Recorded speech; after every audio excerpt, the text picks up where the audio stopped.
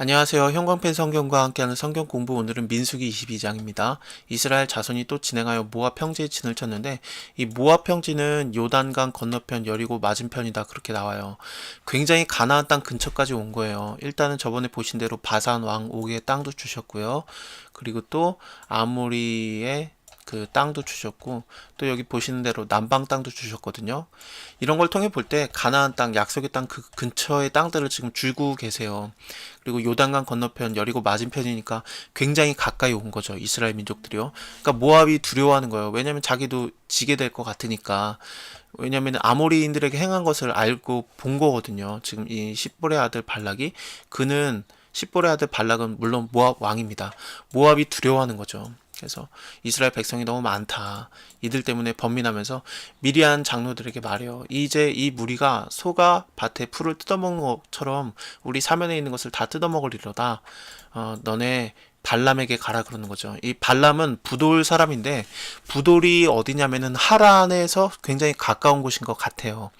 하란에서 리브가도 왔고, 뭐 야곱도 거기 있었었고, 그 다음에 라반도 하란에 있죠. 그리고 아브라함도 갈대아 우르에서 떠나서 하란에 있다가 가나안 땅에 들어왔잖아요. 하란에 분명히 하나님을 아는 자들이 있을 거예요. 물론 부돌이 하란은 아닙니다만 굉장히 근처거든요. 그래서 여호와를 안다라는 게 이렇게 나오긴 나와요. 이 발람이요.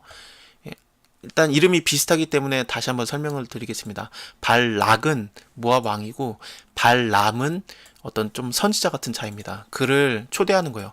보라, 한 민족이 애굽에서 나왔는데 그들이 지면에 덮어서 우리 맞은편에 거하고 있다. 우리보다 강하다. 청컨대 와서 나를 위해서 이 백성을 저주하라. 내가 혹 쳐서 이겨 이 땅에서 몰아내리라. 그러니까 일단 아브라함에게 주셨던 말과 비슷하지 않습니까? 너를 축복하는 자에게 복을 주고 너를 저주하는 자에게 저주하겠다. 하나님께서 아브라함에게 그 약속을 했잖아요. 그런 비슷한 말이 나오고 있어요. 그리고 또 물론 발람이 여호와를 알고 있고, 또 하나님께서 발람에게 임하여 말씀도 하시고 그렇습니다. 그런 걸 통해 볼 때 좀 하나님을 아는 자가 아닐까 싶어요. 근데 순수하게 아는 것 같지는 않습니다. 왜냐면요, 여기 복술의 예물을 가지고 그 미디안 장로들이 떠나서 발람에게 가서 말을 하거든요. 뭐 물론 발람은 여기 유숙해라, 여호와께서 내가 이르는 대로 너에게 대답하리라. 그래서 이제 그 귀족들이 유하게 되는데, 하나님께서 뭐 이 사람들이 누구냐 물어보시고 발람이 또 하나님께 말해요. 모압 왕 십볼의 아들 발락이 내게 보낸 자입니다. 이르기를, 보라, 애굽에서 나온 민족이 있어 지면에 덮였으니 이제 와서 나를 위해서 그들을 저주해라. 혹 그들을 쳐서 몰아낼 수 있으리라 하나이다. 하나님께서 발람에게 너는 가지도 말고 저주도 말아라. 왜냐면은 이스라엘은 복을 받을 자다, 이렇게 말을 해요. 그래서 하나님을 좀 섬기는 것처럼, 순수한 것처럼 여기는 나와요. 왜냐면은 귀족들한테 말하거든요. 너네는 돌아가라. 하나님께서 허락하지 않는다, 이렇게 말을 하는데, 그래서 일단은 귀족들이 돌아가긴 하는데, 여기 복술의 예물이라든지 아니면은 24장 1절 잠깐 보여드릴게요.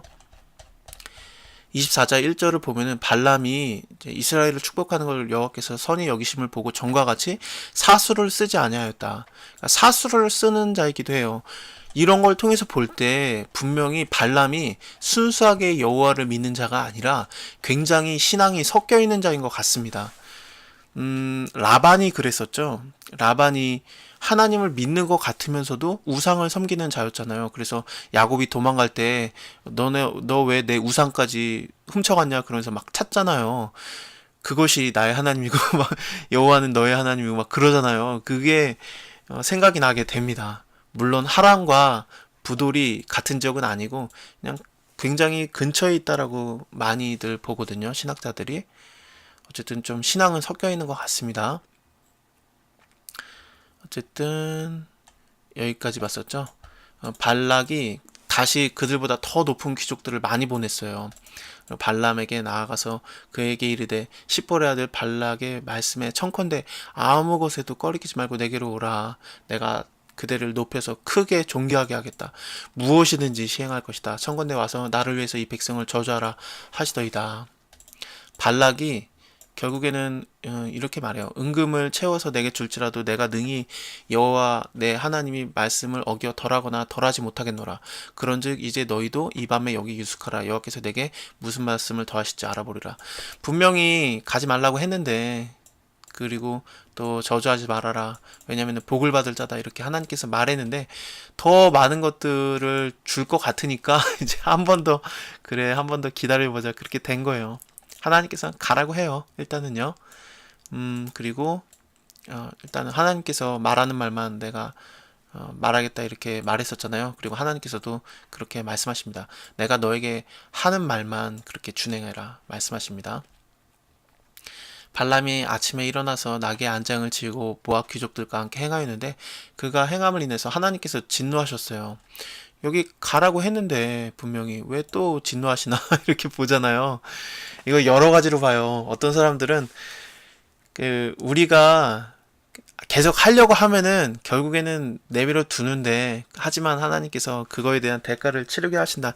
예를 들면 선악과 먹을 때 선악과 먹지 말라고 했는데 먹는 순간에도 하나님께서 가만히 있긴 있잖아요. 근데 먹고 난 다음에 그 대가를 치르게 하시죠. 비슷한 거다 이렇게 보는 사람들이 있어요. 아니면은 여기서 물론 가는 걸 원하지 않으셨는데 가라고 하긴 했는데 진노하신 거예요. 왜냐면 가는 것을 원하지 않으셨기 때문에. 원래 가지 말라고 했었잖아요. 그리고 또 하나님께서 경고를 하신 거죠. 이 발람에게요. 그래서 여호와의 사자가 그를 막으려고 길에 서게 되었습니다. 발람은 자기 나귀를 타고 두 종은 그와 함께 있었는데요. 나귀가 여호와의 사자가 칼을 빼어 손에 들고 길에 선 것을 보고서 길에서 떠나 밭으로 들어갔어요. 발람이 나귀를 길로 돌이키려고 채찍질을 하였습니다. 여호와의 사자는 포도원 사이 좁은 길에 섰고 좌우에 담이 있었어요. 그러니까 뭐 양옆으로 도망을 갈 수가 없는 그곳에 딱 길목에 서 있는 거죠. 나귀가 여호와의 사자를 보고 몸을 담에 대고 발람의 발을 그 담에 막 비비게 됩니다. 그래서 상하게 되었어요.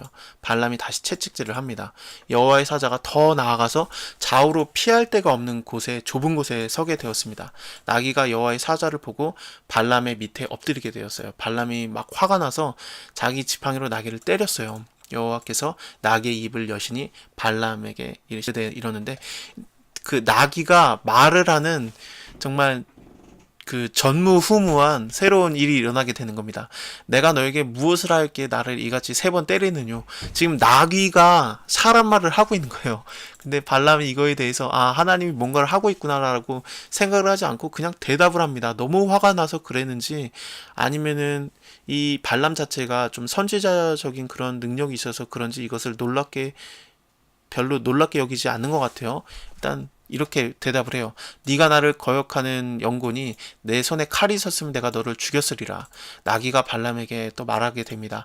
나는 네가 오늘까지 네 일생에 타고 다니는 나귀가 아니냐. 내가 언제 너한테 이렇게 한 적이 있느냐.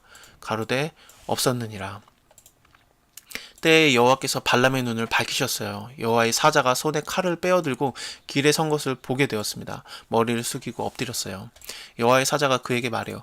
너는 어찌 네 나귀를 이같이 3번 때렸느냐. 보라, 네 길이 내 앞에 패역함으로 내가 너를 막으려고 나왔다. 나귀가 나를 보고 이같이 3번 돌이켜 내 앞에서 피하였느니라. 나귀가 만일 돌이켜 나를 피하지 아니었으면 너는 벌써 죽었다. 나귀는 살았을 것이다. 발람이 여호와의 사자에게 말을 해요. 내가 범죄하였나이다. 물론 하나님께서 가라고 해서 간 거긴 한데, 근데 하나님께서 가기를 원하지 않았다라는 것을 지금 발람도 알고 있습니다.